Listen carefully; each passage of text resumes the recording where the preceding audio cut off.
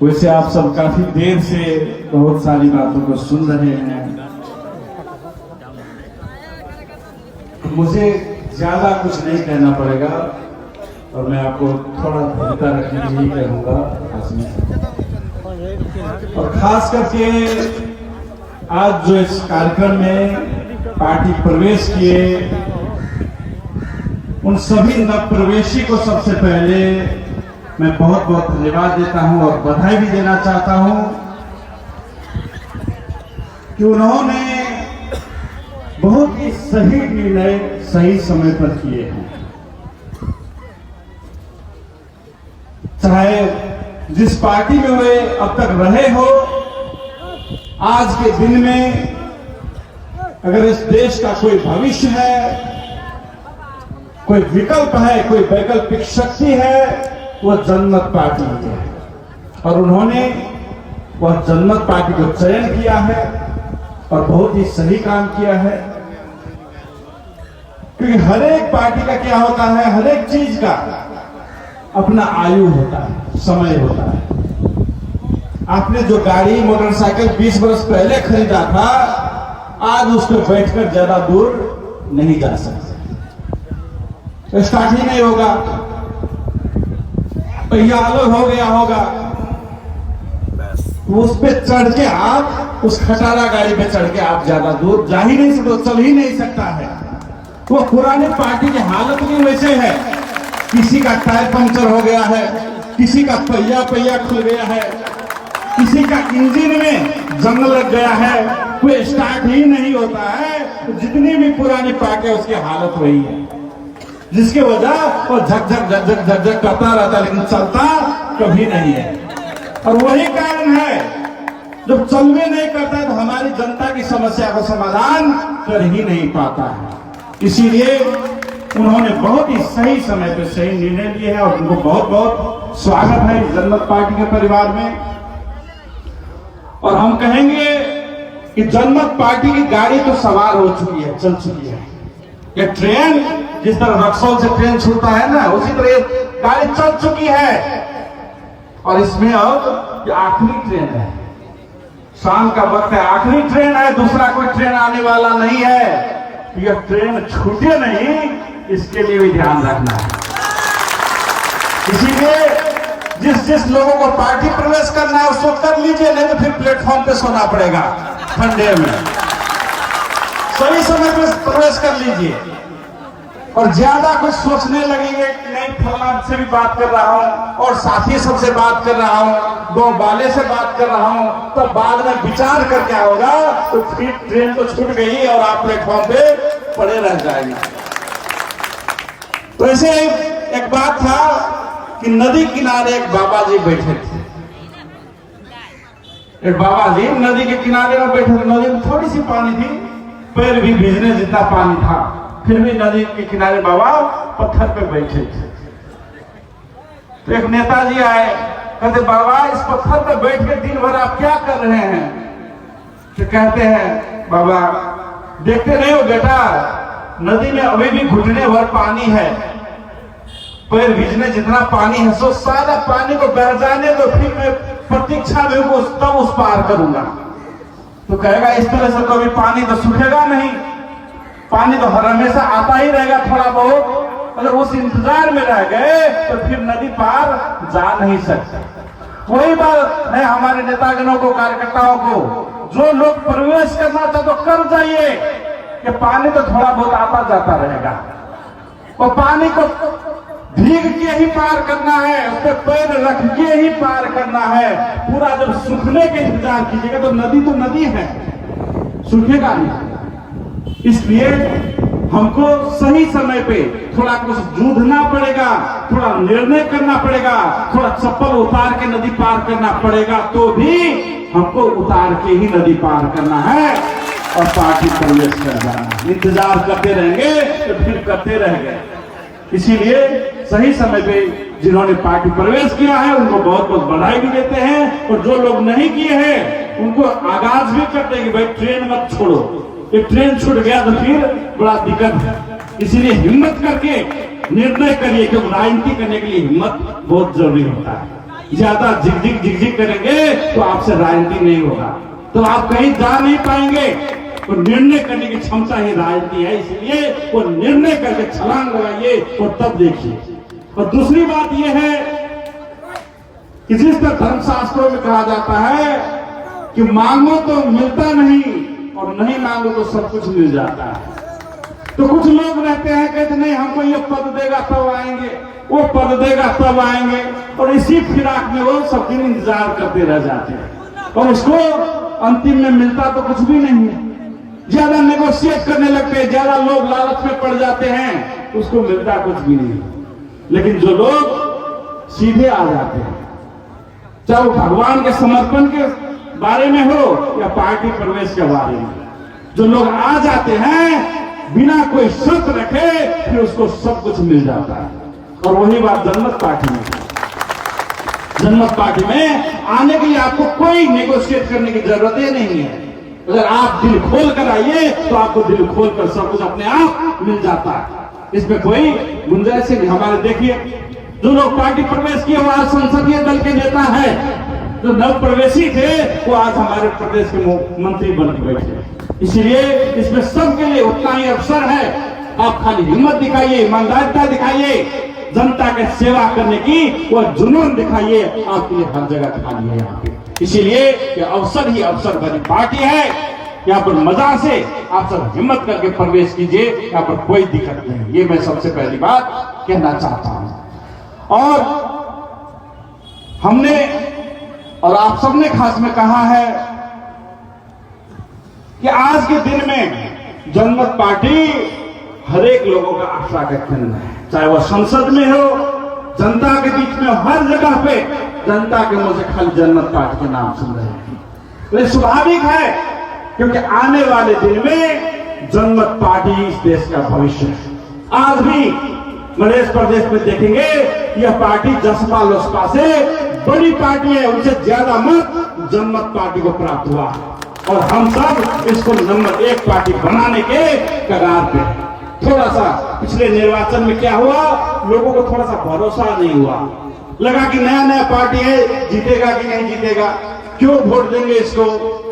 बहुत सारा आर्थिक चलखेल भी था, लेकिन फिर भी देखिए, जैसे कि उदाहरण के लिए देखिए, परसा जिला से जनमत पार्टी को सिर्फ 4000 मत मिला, लेकिन फिर भी यह पार्टी 4000 मात्र मत मिला, जबकि सप्तरी में लगभग 86,000 मत मिला। फिर भी यह पार्टी जसपा से बड़ी पार्टी बन गई। फिर भी जसपा से बड़ी पार्टी बने। सोचिए अगर 80,000 90,000 मत परसा जिला से मिल गया रहता, ये तो पार्टी तो सबसे नंबर 1 पार्टी आज ही बन गया रहता। इसलिए इस पार्टी का नंबर 1 बनना अब निश्चित है, पूरा का पूरा तय है, इसे कोई रोक नहीं सकता। और आप सब उस नंबर 1 पार्टी में जुड़ रहे हैं, इसीलिए भविष्य यहाँ पर सब सुनिश्चित है। जनता का भरोसा का केंद्र यही है। आज पूरे देश में अगर किसी पार्टी को जनता देख रही है तो वो जनमत पार्टी है। हाल में ही मैं दुबई गया था और वहां पर जो पहाड़ी समुदाय के लोग थे वो सब हमको पकड़ पकड़ के ले जाते थे, पकड़ के ले जाते कि सर देशमा के गर्नु पर्यो, तपाईले नै गर्न सक्नुहुन्छ, हामीले कांग्रेस एमाले माओवादीलाई देखिसक्यौं, उनीहरुबाट के हुन सक्दैन, वो पकड़ के ले जाते। इसीलिए आज के दिन में कोई भी अगर भविष्य की ओर देखता है तो जनमत पार्टी की ओर देख रहा है, और आप सब उस भविष्य बनाने के हिस्से में समावेश हो रहे हैं। ये बड़ी गर्व की बात है, बहुत ही शुभकामना है, धन्यवाद है और बधाई भी मैं ज्ञापन करना चाहता हूं। दूसरी बात है कि जनमत पार्टी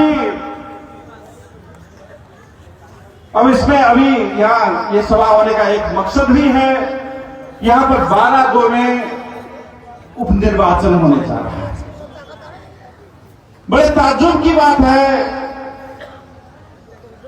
कि जिस तरह से निर्वाचन आयोग सबसे पहले जिस रफ्तारी से यह काम किया है, संसद को उधर जानकारी नहीं हुआ था कि नहीं 12/2 में खाली हो गया, इधर निर्वाचन आयोग अपना कार्यक्रम प्रकाशित कर देता। अगर इसी रफ्तार से दूसरा निकाय भी काम करता तो जनता को कोई दिक्कत ही नहीं होता। जनता के काम के लिए एक फाइल या एक निर्णय होने के लिए सालों साल लग जाता है। जो संविधान में नागरिकता देंगे करके जन्मसिद्ध का लिखा है वो अभी 7 वर्ष हो गया संविधान पास किए हुए, अभी तक पारित नहीं करता है। लेकिन उसको 12-2 में किसी चोर रास्ते से किसी नेता को घुसाना है तो तुरंत का तुरंत निर्णय करके लाता है। लेकिन जनता बड़ी होशियारी से देख रही है। जनता इतना मूर्ख नहीं है कि सारा छल कपट देख रहा है। लोकतंत्र का हत्या करने का जो साजिश हो रहा है, क्योंकि जनता को जो बोलना था वो तो निर्वाचन में बोल दिया कि कौन जा सकता है कौन नहीं जा सकता है। 2 बार मतांतर से बोल दिया कि कौन जाएगा कौन नहीं जाएगा। उसके कर्मों की सजा तो जनता ने दे दिया, फिर भी चोर रास्ते तलाश कर रहा था। चोर रास्ते तलाश करके आना चाह रहा है। और हम सब के गांव में होता है ना, सिर काट के जो चोरवा आ जाता है घर में, देखते हैं ना चोर से क्या करता है, सिर काट के भीतर में घुसने की कोशिश करता है, चुराने की कोशिश करता है। ये सब भी वो संविधान में छिद्र बना के वो चोर रास्ते से आना चाह रहा है। तो हम सब सिर काटे हुए चोरवा को क्या करते हैं जानते हैं ना, जब चोरवा को पकड़ लेते हैं ना सिर काटते हुए, तो बांध के गांव में रखते हैं और मार के पीटते हैं उसको। तो उसी तरह ये जो चोरवा आ रहा है सीन काट के चोर रास्ते से घुसना चाह रहा है संसद में, उसका भी हालत इस बार वही होने वाला है। भले गांव में उसको पकड़कर जनता वही हालत करेगी तो सिर काट के आने वाले चोरवा को करते हैं। इसीलिए ये बात जनता सजग है, देख रही है और उसका जवाब जनता देने के लिए तैयार है। और मैं आप सबसे क्योंकि और बात भूल जाऊं, आपको सबसे पहले ये कहना चाहता हूं कि 12 जिला के आदमी नहीं है, 12 जिला में कोई माई का लाल पैदा नहीं हुआ जो बाहर के उम्मीदवार यहां पर आएंगे। 12 जिला में कोई नेता नहीं है, राजनीतिक कार्यकर्ता नहीं है यहाँ पे जो बाहर के उम्मीदवार यहाँ से आके चुनाव लड़ेंगे। तो आप सब ये चुनौती है 12 जिला वासियों के वीरों के लिए कि आपको वो चुनौती दे रहा है कि यहाँ पर कोई माइका लाल है कि नहीं है, यह चुनौती दे रहा है। उस चुनौती को आप सब स्वीकार करके उस तिरंगी उम्मीदवार को यहाँ से उसी हालत में बदसूरत बना के यहाँ से भेजना है। ये जवाब दे के देखना है। इस 12 जिला में जो सिमरौनगढ़ राज्य था जहाँ पर 1 से 1 वीर पैदा हुआ करते थे, वो कोई बंजर भूमि नहीं है। वहां पर आज भी 1 से 1 वीर है, 1 से 1 राजनीतिक कार्यकर्ता है जो यहाँ पर उम्मीदवार को भाग लेके और तिरंगी उम्मीदवार को परास्त करके यहाँ पर विजय हासिल कर सकता है, वो दिखाने के लिए आप सब मौजूद नहीं है। चाहे कोई कितना भी धांधली करने के लिए क्यों आ जाए, ये जवाब देने के लिए आप सब तैयार है। आज भी पार्टी प्रवेश करने के लिए कुछ लोग और भी तैयार थे, कुछ नेता, लेकिन उनको कुछ को आर्थिक प्रलोभन दे दिया, 5-5.5 करोड़ रुपया का प्रलोभन दे दिया। यहाँ पे जो निर्वाचन में खर्च हुआ था सारा पैसा हम डाल देंगे और आपको राष्ट्रीय सभा में ले जाएंगे। वो क्या समझते हैं, वो नेता आपका बिक गया तो जनता बिक जाएगी। 70 में दिखा दिया, पूरा हर एक गांव में खसी काट के खिला रहा था वो विरोधी पार्टी वाले, करोड़ों करोड़ पैसा बांटे, लेकिन सीके रोड के पास कोई 1 रुपया नहीं था, फिर भी जनता ने जवाब दे दिया, खाया पिया उसका, लेकिन कहा वोट हम देंगे, सीके रोड को वोट देंगे। तुम अपने बाप का पैसा थोड़ी बांट रहा है, जनता ने दिखा दिया। तुम तो यही शहीद को बेच के बांट रहे हो। ये हिफाजत मियां यहाँ पर शहीद हुए थे, यही सोहन शाह कलवार यहाँ पर शहीद हुए थे, उसी को बेच के तू करोड़ों कमाए, आज वही पैसा बांट रहे हो। हम अपना पैसा लेंगे लेकिन वोट सीके रोड को देंगे करके जवाब दिया था, और वही जवाब देने की बारी अब यहाँ है। भले आपका नेता बिक गया करोड़ों में, लेकिन आप उनका ठेकेदारी थोड़ी है, उनका जमींदारी थोड़ी जनता है। आप बिकना नहीं है और बिकेंगे ही नहीं, बल्कि उन जनता को दिखा देंगे कि यहाँ पर हॉर्न छापे मोहर लगा के उससे ज्यादा मुझसे यहाँ पर जीत कर ये इसके लिए पूरा का पूरा हमको तैयारी करना है कि उन्होंने किया क्या। और कुछ भी अच्छा काम किए रहते तो आज ये नौबत ही नहीं आती, लेकिन हमको क्या किया, हमारे गरीब बच्चों को, हमारे आपके बेटों को, आपके पति को क्या किया कि शहीद बनोगे तो 50 लाख देंगे। उसी का प्रदेश सरकार था, वही केंद्र सरकार में बार बार रहे 15 वर्ष से, लेकिन क्या हुआ आज तक भी सोहन शाह की पत्नी जो है एक चाय का दुकान खोल के बैठी रहती है। उसको लाज नहीं आना चाहिए, जिसने मधेश के लिए जान दिया उसकी ये दुर्दशा करने वाले, उनको जवाब 12 की भूमि जरूर देगी। इसलिए मैं आप सबसे विनम्र अनुरोध करता हूं, चाहे कोई भी लोभ लालच दिखा दे, कितना वो कुछ करे, कोई भी नारा दे दे, लेकिन इस बार सबसे पहले तो बात याद रखना है कि 12 के लाल को ही आज जिताना, किसी भी फिरंगी उम्मीदवार यहाँ पर नहीं चाहिए। और अगर आप सबने इसको नहीं किया तो फिर इतिहास आपको धिक्कारेगी, इतिहास धिक्कारेगी, ललकारेगी आपको कि 12 जिला में आखिर कोई मर्द का बेटा नहीं था, कोई माई का लाल नहीं था, ये कहकर धिक्कारेगी। इसलिए हर हालत में यहाँ से फिरंगी उम्मीदवार किसी भी हाल में जीत के नहीं जाना चाहिए, और यही का लाल वो उम्मीदवारी देगा और उसको हॉर्न साहब में मोहर लगा के हम सबको जिताना है, ताकि हम सब जो सपना देखे हैं जनता राज लाने के लिए, हर एक घर में रोजगारी दिलाने के लिए जो सपना देखे हैं उस सपना को हम सब साकार कर सके, और उसके लिए हमको हॉर्न साहब को भारी मत से जिताना है। और आप सब कहेंगे, कोई लोग क्रिटिक्स कहता भी है कि भाई जीते तो कर क्या रहा, तो जीते हुए 3 महीना हुआ है शपथ ग्रहण किए हुए, और 3 महीना में ये पूरा देश में छा रहा है जय जयकार। हम सब तो वो काम किए, चाहे संसद में बोलने की बात हो या अन्य काम की बात हो, हम सब अपना काम कर रहे हैं। लेकिन बात यह है कि कोई भी, जैसे आप ये वृक्ष लगाते हैं, तो वृक्ष लगाते ही 3 महीना में आप फलने तो नहीं लगेगा।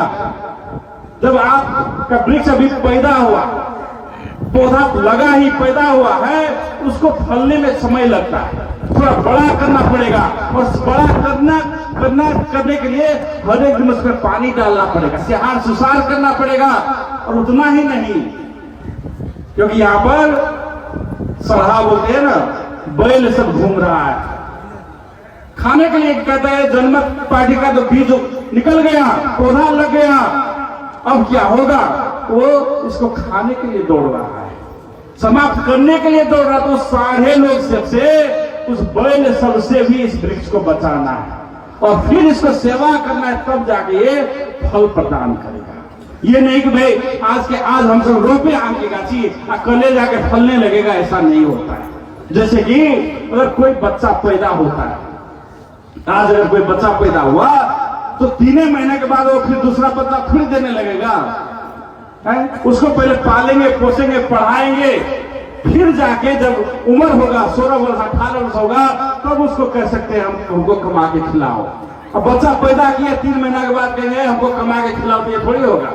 इसीलिए अभी जो जनमत पार्टी जीती है उसको अभी हम सबको सिहार सुसार करना है, देखभाल करना है, संरक्षण करना है, और थोड़ा धैर्यता रखना है। लेकिन अभी ही काम शुरू हो गया है। जनमत पार्टी जीतते ही सबसे पहले कार्यक्रम जो घोषणा किया था वो है प्रदेश साक्षरता कार्यक्रम, क्योंकि आज भी जो सिमरौनगढ़ कभी इतना प्रख्यात था विद्वता के लिए, वीरता के लिए, वह मध्य प्रदेश आज साक्षर प्रदेश के रूप में खड़ा है। लेकिन हम सब इसको लिए कि नहीं, इसको 100% साक्षर प्रदेश बनाकर छोड़ेंगे, वह पहला महाअभियान के रूप में हम सब आगे बढ़ा रहे हैं। उसी तरह स्वास्थ्य सुधार के क्षेत्र में लगे हैं, और सबसे बड़ी बात है हम सब चाहते हैं हर एक घर में रोजगारी है। उसके लिए योजना के हर एक टोल एक ग्रामीण उद्योग कार्यक्रम लाया जा रहा है।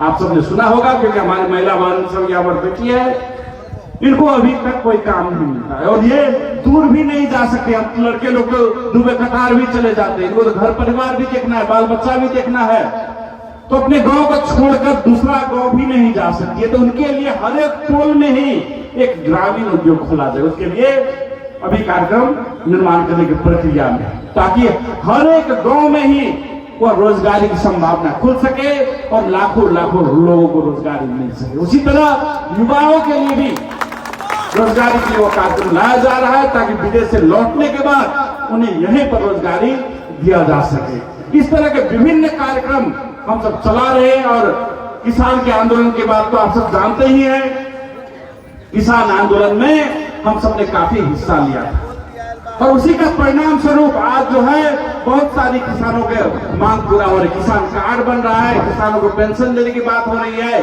और मल खाद में भी सुविधा करने के लिए मल खाद फैक्ट्री, ऑर्गेनिक मल खाद फैक्ट्री खोलने की बात हर एक वार्ड में, मधेश के जो है 12 से 70 वार्ड, हर एक वार्ड में ऑर्गेनिक मल खाद फैक्ट्री खोलने की बात प्रक्रिया आगे बढ़ चुकी है। उसके वैकेंसी खुल चुका है, 25 दिनों तक आप वो वैकेंसी देख सकते हैं। उस हिसाब से हमारे जो शिक्षा, स्वास्थ्य, रोजगारी, किसान आंदोलन के संबोधन की बात थी, वो सारी विषयों को मांग पूरा कराने के लिए हम सब लगे हैं। और मैं आपको एक बात और बता देता हूं कि अभी 3 महीना हुआ है। हम सब पहले सोचते थे कि मधेश का मांग क्यों नहीं पूरा होता है, और 3 महीना में जब हम वहां पर बैठकर देखे हैं, जब शीर्ष नेता का भेला होता है, वहां पर बैठक होता है, तो हमारे जो पहले का नेताजी थे, उनको तो कभी आज तक 3 महीना में मधेश के अधिकार का अब तक उच्चारण करते नहीं देखे। और वह कारण है, आज तक मधेश अधिकार का अब तक उच्चारण करते नहीं सुने हैं, वही कारण है। हम सब तो सोचते थे वहां पर जाकर अधिकार मांगता होगा ना, लेकिन वो तो क्या है, तो हमको जैसे भी संसद में जाना है करके रोना धोना रोते रहते हैं, रोना धोना रोते रहते हैं कि जैसे भी हमको संसद में ले जाओ। लेकिन हम सब हर एक बैठक में मधेश आंदोलन की मांग संबोधन होना चाहिए, किसानों को मलखाद मिलना चाहिए, नागरिकता समस्या समाधान होना चाहिए, ऐसी बात रखती है। जिसकी वजह से आप सब जानते होंगे, इस सरकार ने हर एक मलखाद में, यूरिया में ही 11 किलो बढ़ा दिया था, लेकिन हम सब ने वहां पे थे तो विरोध किए, उसको फिरता लेने के लिए वे लोग मजबूर हुए। तो हम सब वहां पर मौजूद है, जिसकी वजह से आज जो मांग पूरी हो रही है वो पूरा करने के लिए सरकार भी तत्परता दिखा रही है। लेकिन वो इससे पहले की पार्टी में बिल्कुल नहीं थी, चाहे वो मध्य प्रदेश की सरकार हो, केंद्रीय सरकार हो, तो बिल्कुल दिखाई नहीं देती थी। लेकिन क्या है, हमारी भी एक सीमितता है।